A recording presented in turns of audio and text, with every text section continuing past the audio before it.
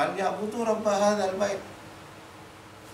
Jadi orang Arab itu dulu menyembah Tuhannya Ka'bah itu, Tuhannya Baitul Haram itu, menyembah itu. Nah, bagaimana caranya menyembah itu orang Arab itu? Ternyata orang Arab itu caranya menyembah itu telanjang bulat sambil bersiul-siul mengelilingi Ka'bah itu. Apa katanya? Ya, wa makanat sholatuhum, katanya Allah di dalam Al-Qur'an, indal baitil haram illa muka'a wa tasbih. Mereka itu sholat di Masjidil Haram itu dengan telanjang bulat dan tepuk tangan keliling Ka'bah itu. Nah, setelah itu apa yang dilakukan itu? Yang dilakukan itu, kalau prosesnya, setelah orang Arab itu pulang, namanya Dzulqa'dah itu, orang Arab itu pulang dari bepergian berekspedisi itu. Dzulqa'dah itu pulang, dia menunggu, duduk-duduk. Tapi lahirlah peradaban duduk-duduk itu, perlombaan pidato, perlombaan syair, perlombaan berburu, perlombaan silat, macam-macam. Orang yang terhebat di dalam itu berarti mendapat hadiah sebanyak-banyaknya dari orang Arab yang datang bekerja. Dan dia berhak menjadi pimpinan qabilah. Pimpinan qabilah itu kalau di Indonesia itu semacam gubernur. Pimpinan qabilah. Apa anggota-anggotanya? Bupati-bupati. Jadi pimpinan qabilah itu gubernur. Jadi berhak mereka itu setelah menang juara satu tidak ada yang mengalahkan. Maka oligarki orang Arab itu oligarki yang terbaik di dunia. Karena dia adalah akhlaknya sudah baik. Kata Rasulullah, falyabudu rabb hadzal bait. Untuk apa? Menunggu Dzulhijjah untuk melaksanakan haji itu. Nah, adik-adikku yang sangat saya cintai dan yang tercinta, li'ila fi Quraisyin ila fihim rihlatash syita'i wash-shaif falyabudu rabb hadzal bait alladzi at'amahum min ju'in wa amanahum min khauf. Jadi menyembah Tuhannya Masjidil Haram itu karena mereka itu merasa dia di jalan itu tidak ada yang membegal, tidak ada yang merampok. Kenapa kok tidak ada yang merampok? Karena merasa diselamatkan oleh Tuhan.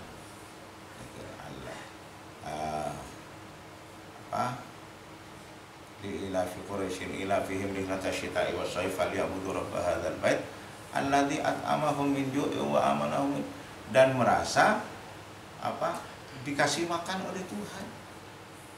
Nah, kita orang Indonesia itu jarang merasa beribadah, merasa bersyukur dikasih makan oleh Tuhan. Tidak ada ya. Jadi kenapa Arab kok bisa seperti itu? Karena Arab dengan rihlah syita wash-shaif itu menjadi kaya raya masyarakat. Karena itulah kekayaan yang mereka dapatkan itu bukan dihambur-hamburkan supaya mereka ikut merasakan itu. Karena itulah yang menang itu dikasih uang yang sebanyak-banyaknya, dan mereka itu adalah berhak menjadi Raisul Qabilah. Wa amanahum min khauf. Jadi ketika dia itu pergi ke berekspedisi itu, Allah Tuhan yang menjamin keamanannya dari rasa takut. Jadi orang Arab nggak punya rasa takut. Jadi dunia itu tahu semua orang Arab seperti itu, tapi dunia itu takut. Dan siapa mereka itu? Saudaranya Abdul Muthalib, Ainus Syam. Jadi Ainus Syam itu kaya raya, sementara Abdul Muthalib dan Nabi beserta saudara-saudara lainnya miskin. Tapi Ainus Syam itu tetap iri kepada Abdul Muthalib karena Abdul Muthalib itu yang memegang kuncinya Ka'bah itu. Jadi Ainus Syam itu kalau sudah datang, kuncinya Ka'bah dibuka. Untuk apa itu? Untuk mereka beribadah kepada Allah Subhanahu wa taala. Nah, akhlak itu dikembangkan. Lalu melahirkan hadar, budaya. Budaya itu apa budaya itu? Tindak tanduk manusia sehari-hari, perbuatan manusia sehari-hari yang tak mengandung eksis-eksis negatif yang yuridis statis. Jadi karena sudah berakhlak mulia, nah setelah menjadi budaya orang semuanya memakai itu. Nah, karena setelah menjadi budaya harus ada tunggangannya itu. Tunggangannya itu apa? Masoni, masnaun, masnaani, masoni. Jadi masoni itu pabrik-pabrik. Baju ada pabriknya, gamis ada pabriknya, seluruhnya ada pabriknya. Selain dipakai, lalu dijual kepada seluruh dunia. Melahirkan apa setelah dijual kepada seluruh dunia dan ditanggapi, mendapat respon oleh dunia? Seperti orang Indonesia kan banyak pakai gamis itu, pakai kopiah haji banyak, pakai sorban banyak. Itu dari Mekah budayanya. Nah, karena sudah kemana-mana, akhirnya menjadi peradaban bangsa. Jadi untuk orang Mekah kalau itu naik haji, kalau nggak pakai gamis itu berarti belum menyentuh peradaban Mekah. Makanya banyak orang Indonesia beli gamis. Nah, itulah hukum itu. Kalau hukum itu seperti itu, maka kita akan menumbuh kesadaran bahwa hukumlah yang membuat negara itu aman, hukum yang membuat agama itu rapi, negara itu rapi, hukumlah yang membuat kehidupan itu indah, kaya abadi. Nah, hukum itu melahirkan, hukum Tuhan itu melahirkan itu. Karena seperti itu ketaatan kita kepada Tuhan. Nah, karena di dalam hukum itu tidak ada. Hukum Tuhan itu kan hanya ada 5. Halal, haram, terus sunnah, mubah, wajib. Jadi halal, haram, wajib, sunnah, dan mubah. Nah, yang haram diketahui. Apa saja yang haram? Mencuri haram, tidak sholat haram, terus mengambil istrinya orang lain haram. Ini yang haram-haram kita jauhi, karena tidak akan melahirkan keindahan di dalam hidup kebersamaan. Jadi seluruh hukum-hukum itu ketika kita lakukan bersama, maka lahirlah peranata sosial. Nah, peranata sosial dari hukum.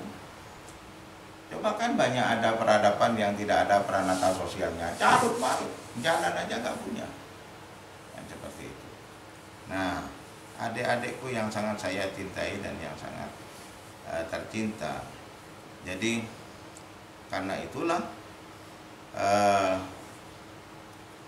fungsi protektif agama dalam hukum itu jelas. Fungsi protektif agama dalam hukum itu jelas. Jadi kalau umatnya beragama semuanya, kan nggak ada agama yang seperti Hindu, Buddha membolehkan makan khinzir, makan babi. Nggak ada. Apa agama Katolik dan Kristen menghalalkan makan babi? Nggak ada. Apalagi Islam. Tapi banyak orang Islam makan babi, banyak orang Hindu dan Buddha makan babi, banyak orang Kristen dan Katolik makan babi. Padahal agamanya melarang. Seperti itu. Jadi hidup dengan beragama Islam, terus ada yang menyampaikan bahwasanya hukum itu keluar dari Al-Quran, hadis, ijma, dan qiyas. Itu kalau dididikkan Dididikan itu dari mana manusia itu coba? Dari mana dididikan itu? Dari Tuhan cuma. Kan gini. Orang hamil melahirkan anak. Anaknya begitu keluar langsung nangis anaknya. Kalau tidak nangis dibalik oleh dokter, kakinya dipegang, kepalanya di bawah, kakinya di atas. Lalu nangis, au, au. Nah, disitulah Allah mengilhamkan. Kata Tuhan di dalam Al-Quran, wa nafsi wa ma sawwaha fa alhamaha fujuraha wa taqwaha qad aflaha man zakkaha wa qad khaba man dassaha. Demi jiwa dan sesamanya aku ilhamkan kebaikan dan keburukan, akan bahagia orang yang mengembangkan kebaikan itu, akan merugi orang yang mengotori kebaikan itu. Nah, disinilah fungsi protetik agama itu, protetik hukum dalam agama itu. Jadi menurut para ulama seluruh dunia, apa yang dimaksudkan itu? Jadi manusia itu mempunyai dua potensi, potensi patuh dan potensi melanggar. Nah, kalau manusia itu tidak dididik, lebih banyak kepada melanggarnya. Seperti yang di TV-TV itu kan banyak contoh-contoh orang itu condong melanggar daripada condong patuh. Karena itulah harus dididik supaya patuh itu. Nah, karena dididik supaya patuh, patuh itu apa tadi itu? Menumbuhkan kesadaran untuk taat hukum Tuhan. Patuh itu indah.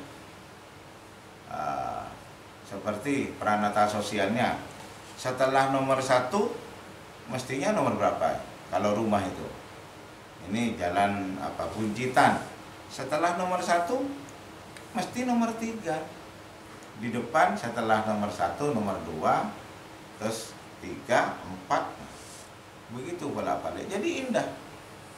Kalau sampean itu mencari rumahnya orang, mana rumahnya Pak Babang itu umpama, oh nomor sekian jalan ini, langsung ketemu. Yang tidak patuh hukum tadi itu, tidak patuh peranata sosial, mesti tidak akan menemukan, bingung. Apalagi mencari di Surabaya, mencari rumahnya Pak Suis